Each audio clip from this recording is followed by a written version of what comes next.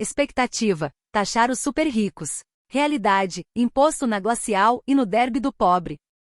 O presidente ucraniano Volodymyr Zelensky chegou hoje na Espanha, onde assinará um importante pacto bilateral de segurança. Na foto vemos Zelensky sendo recebido pelo rei Felipe VI de Espanha. Está previsto o anúncio de um pacote de ajuda militar espanhol de mais de 1 bilhão de euros que incluirá, dentre outras coisas, defesas aéreas Patriot e blindados Leopard 2A4. Ainda está em aberto a possibilidade de Zelensky visitar Portugal.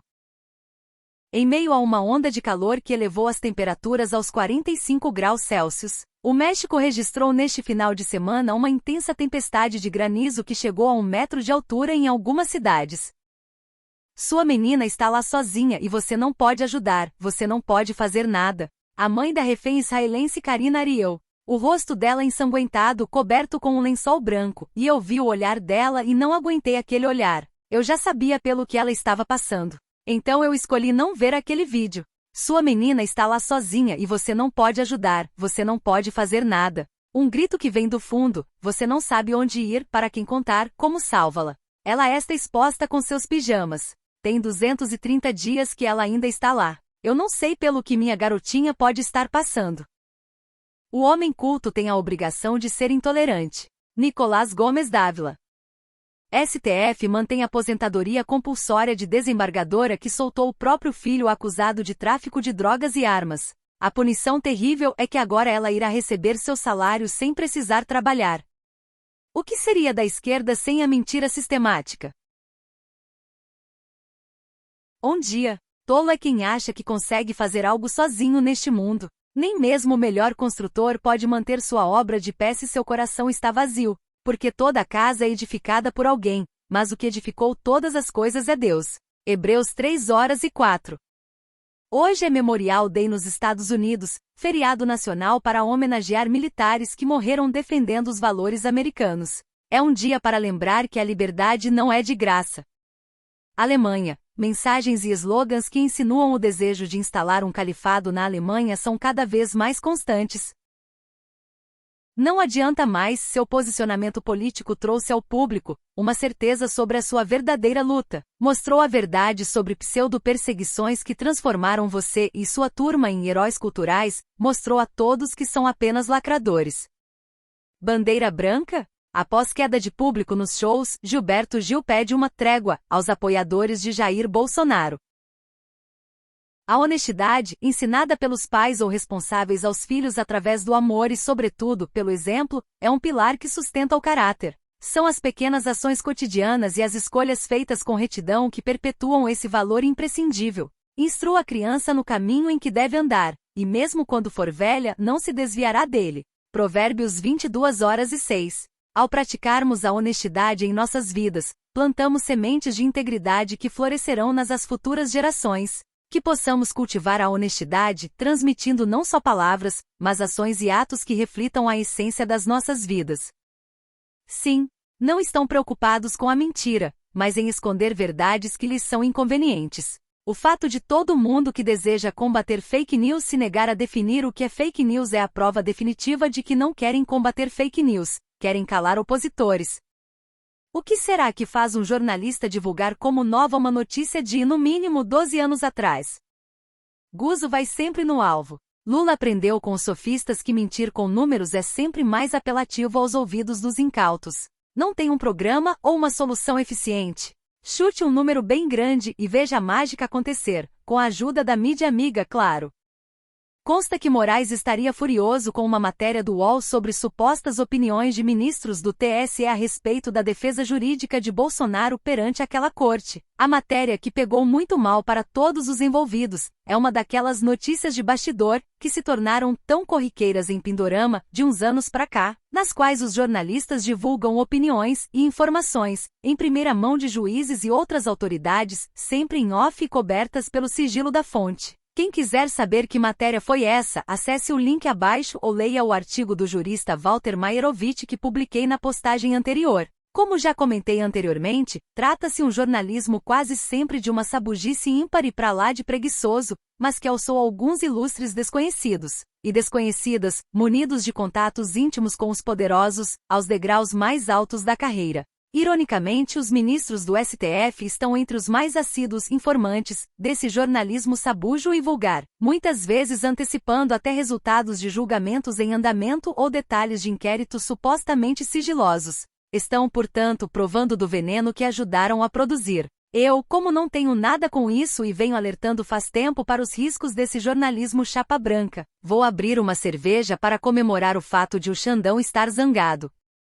Sob disfarce de nacionalismo, usado por Stalin Mao Fidel, e com a ajuda de certo pensamento militar, o comunismo se infiltra na direita brasileira, tendo Aldo Rebelo como operador. Uma direita de esquerda é tudo o que nos resta?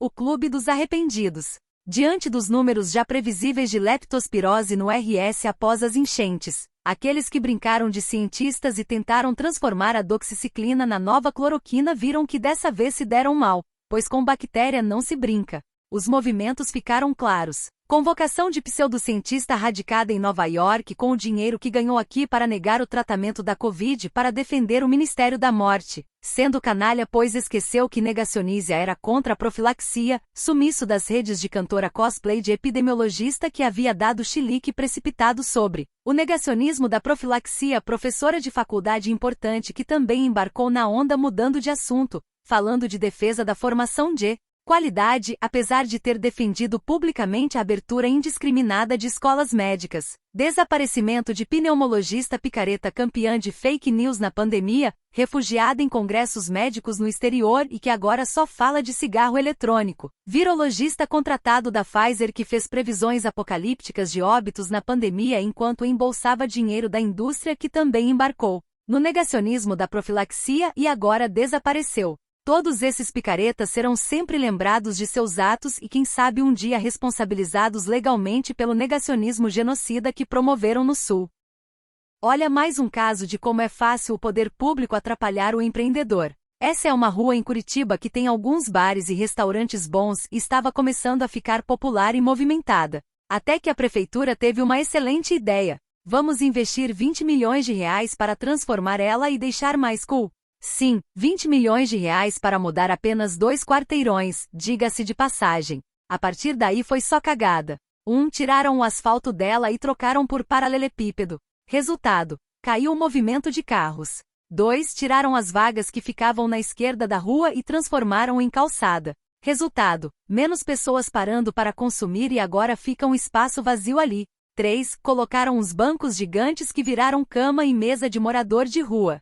Resultado, os canteiros amanhecem com fezes e urina. 4, tiraram as árvores que no verão davam sombra e agora não plantaram nada. No final das contas, a prefeitura gastou uma grana enorme, não consultou os negócios para fazer algum plano, trouxe prejuízo para os empresários locais e agora afastou muita gente que costumava ir ali, além de potenciais novos visitantes devido ao seu projeto mal feito. É o que eu sempre digo, o governo não precisa ajudar, basta apenas não atrapalhar. Mas nem isso conseguem fazer. Na realidade, apenas 5% do total de clientes da Starlink é do Brasil, e a maior parte é privado. Mesmo que o governo saia com força, isso não afetaria tanto a empresa. Mas afeta demais as pessoas que dependem da internet e agora vão ter um serviço muito pior e mais caro. Consequências de postar uma suposta notícia falsa. Cidadão comum, processo e cadeia. Portal UOL, uma notinha à imprensa. A decadência da mídia. Antigamente, não tão antigamente, nos anos 80 quando eu ainda era criança, me lembro do meu pai comprar todos os meses a revista Oficina Mecânica e Quatro Rodas, e essa era a minha leitura. Me lembro inclusive de um dia eu ter o azar do meu pai ir na reunião de pais no lugar da minha mãe e a professora reclamar de eu estar com dificuldades de caligrafia. Meu pai me colocou para copiar uma edição inteira da Quatro Rodas. Claro que desde aquela época as revistas já tinham matérias pagas e tendenciosas, porém, eram escritas por profissionais, com dados científicos, tipo, se tinha um comparativo entre o Fusca e o Chevette, por mais que a Volkswagen enchesse a revista de propaganda, no teste realizado por pilotos profissionais em uma pista, o Chevette atingia 160 km por hora enquanto o Fusca apenas 140, e não havia quem mudasse isso. O que mudou de lá para cá?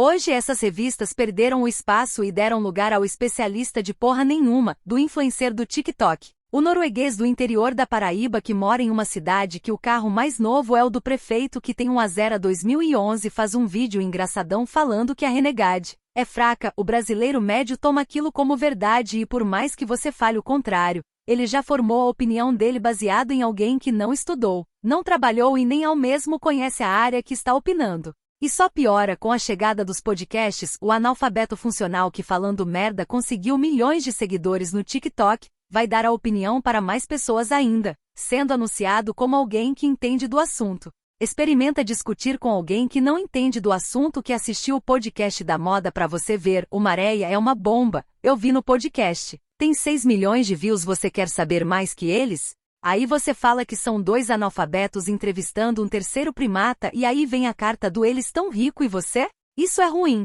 porque torna a nossa sociedade burra e o errado vira consenso.